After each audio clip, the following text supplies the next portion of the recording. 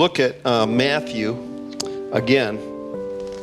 Which one of you that was, it's over here now. And I'll tell you, it was kind of confusing for me because I thought, I had friends who were canceling church. We had friends who were saying that they're going to do a short one. And so I thought, okay, well, I better do a short sermon. That wasn't a joke.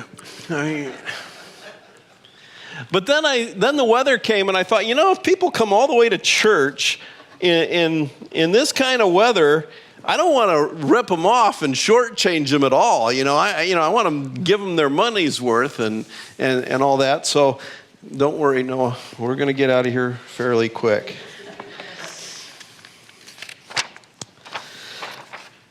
But I'm going to conclude, and it was really hard, I'll tell you that. We're going to conclude our series this morning on salvation, and we're talking about salvation and subversion, how subversive it is. And I don't have any notes. Rachel is in Florida this morning, and she was trying to get stuff ready, and I said, hey, I'll make it real easy for you. We're not going to do that. You don't have to make a bunch of slides. So you're just going to have to just imagine slides in your mind, I guess. And I am going to try and be brief this morning. But subversion, when we hear that word subversion, we often think of it in negative terms. We think of somebody subverting a government, and coming in and doing something that distracts it and brings it down. And subversion, we kind of think of it in terms of something that gets inside and it eats away at the foundation of something and makes it crumble without anybody even knowing it. When we were in Africa, a lot of the ceilings of the houses you can still find the huts and whatnot, and they wouldn't have this, but a lot of the other houses have a ceiling made out of hardboard, I think. That's what we called it. It's, like what pegboard is made out of, except for without the holes in it. It's that stuff. And they use that for ceilings there. And so we had that, and there's always the argument, which side do you put down? Do you put the shiny side down? But that, some paint doesn't hold to it, so they'd switch it around. That was a constant argument. But we would put that in our houses oftentimes. And every now and then I had the responsibility of getting a house ready for a new missionary that was coming. And so I would go over there and I'd just take an inventory of all the things that needed to be done to this house to get it ready for the next missionary. And I would always go in and grab a broom and walk over to the ceilings around the house, and I just kind of tap on them like that. And the reason is because the termites would come in and they would eat all of that board completely out. They'd just leave the layer of paint there. That was the only thing that was there. That's all you could see. And if you just tap it with a broom handle, and if they had done that, it would just go right through, and you knew, well, going to have to replace the ceiling in here. And it was like this subversion that was going on. You looked and you didn't even notice what was going on, and you weren't really aware. You might get some clues that it was happening here and there. You might start seeing little piles of sawdust and whatnot, and you might have some clues, but until it was too late, and then suddenly, boom, it was destroyed, and you had to replace it. And today, I want us to look at I know you're saying, Tom, how in the world is this a Christmas message? But I think it really is, because I think that's why we're celebrating the birth of a baby, because it subverts the powers of this world. Let's read this morning. I want to read from Matthew chapter 17. We've been working our way through Matthew, and I skipped a big section in the beginning of Matthew 17, and we're going to move on to something else next week. But let me begin reading in verse 22. When they came together in Galilee, he said to them, "The Son of Man is going to be delivered into the hands of men. They will kill him, and on the third day he will be raised to life." The disciples were filled with grief. After Jesus and his disciples arrived in Capernaum, the collectors of the 2 drachma temple tax came to Peter and asked, "Doesn't your teacher pay the temple tax?" "Yes, he does," he replied. When Peter came into the house, Jesus was the first to speak. "What do you think, Simon?" he asked. "From whom do the kings of the earth collect duty and taxes? From their own children or from others?" "From others," Peter answered. "Then the children are exempt," Jesus said to him. "But so that we may not cause offense, go to the lake and throw out your line. Take the first fish you catch, open its mouth, and you will find a 4 drachma coin. Take it and give it to them for my tax and yours." If it wasn't Christmas, I would have titled this "Death, Taxes, and a Baby." But let me just first talk about death. And Jesus talks about death in this passage that I read, and he's telling his disciples what's going to happen. And if you'll notice there that he also talks about resurrection. And you see, when we think of death, we think of a finality and like a loss, like this is the end, it's over. It signals defeat. But getting back to that idea of subversive, we understand that Jesus' death is not defeat, it is victory. And he also says, "I will rise again." He talks about the resurrection.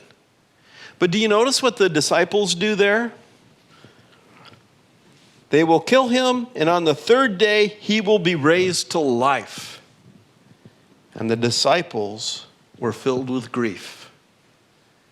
Jesus had just told them that he was going to be raised to what? Life. But the disciples didn't hear that, apparently. I mean, I understand that they knew that it would still be a difficult time for Jesus. But they were focused on the death. And so they're not seeing this subversion. They're understanding what's going to happen to Jesus in earthly terms. And they don't see that this is what's going to happen that's going to subvert the world's power. So death. Then we come to taxes. By the way, this is something that there's some debate about whether Jesus, these guys are going around collecting taxes. And if you notice, they asked, doesn't your teacher pay the tax? And there was a debate because some of them didn't pay the tax because they didn't think as rabbis they should pay the tax. And so this is kind of a debate that they were having. It's also interesting, we know that Matthew is recording something much earlier because in 70 AD the temple was destroyed and Rome kept collecting the tax. And according to legend, they would then take that tax and it was supporting some other temple to some other god somewhere else in the world. And so it became this awful, awful thing that was going on. But Jesus is interesting how he approaches this. He's saying, now, a king, the world system, they collect taxes from all the people except for their own. And he's saying, wait a second. Peter, who is the king? And if you are all children of God, should you be paying taxes? And so we're kind of left with this thing about how this should be. Now it's interesting then that Jesus doesn't put up a fight. Sometimes we have this phrase, I guess, out there that's choose your battles. And some people have wondered, why didn't Jesus fight this?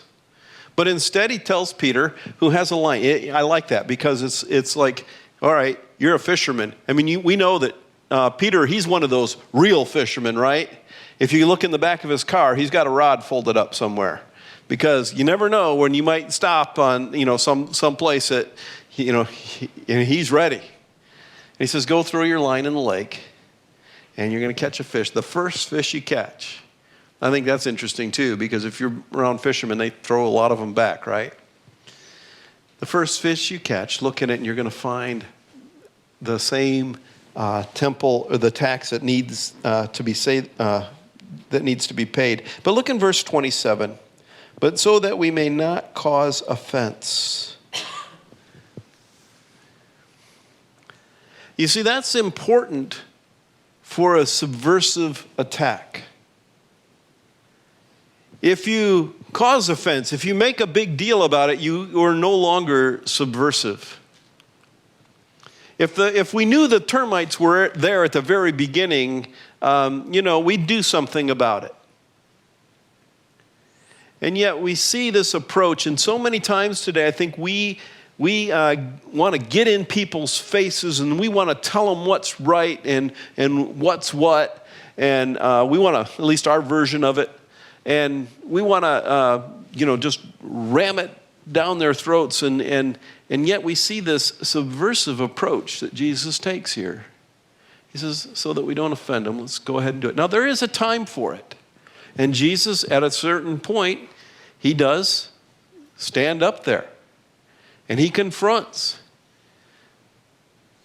But I think we have to be careful how we approach this.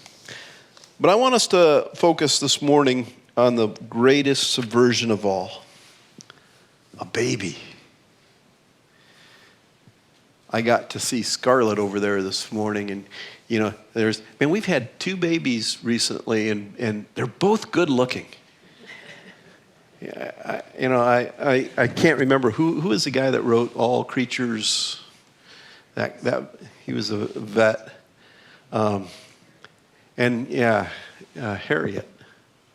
Yeah, and he said one place that he always had a problem with human babies.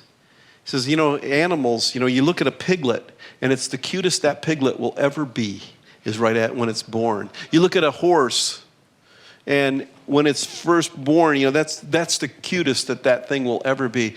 Humans, and man, our firstborn, you know him. He looked like a Klingon. He really did. He could just go like this on his forehead and make those. But Scarlett's beautiful. So was Bruce. Just pretty babies.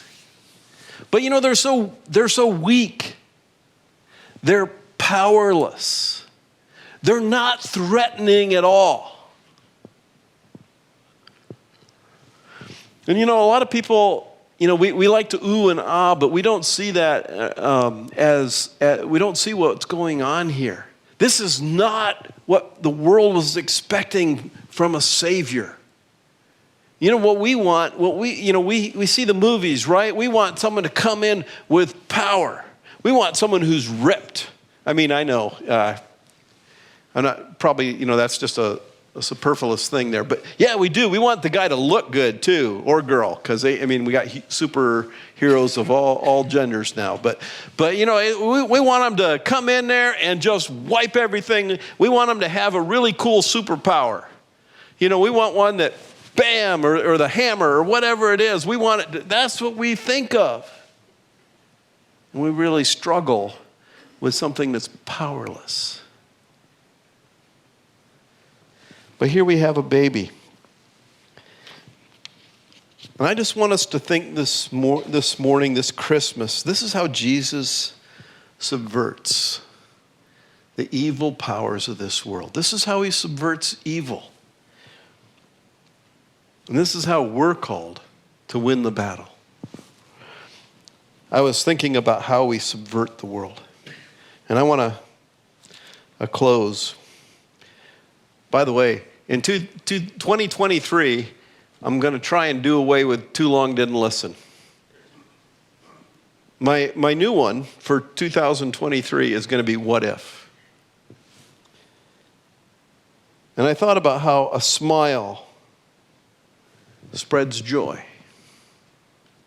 Have you ever done that? You've walked into a place and you've seen, everybody's grumpy, and just a smile makes all the difference in the world. Boy, I see things. I can see things from up here. Ed, are you grumpy? An act of kindness that brings comfort. A refusal to gossip that sabotages the spread of lies, subverts that attempt to spread lies. An insistence on honesty that thwarts a lack of integrity. An insistence on justice that disables the attempts at exploitation. And we can make that list go on and on and on. But it's what it means to be a light in the darkness. We're going to have communion this morning, and as we partake, I'm just going to have the ushers come forward, and they're going to pass us out. And just wait until we all have received some and we can partake together.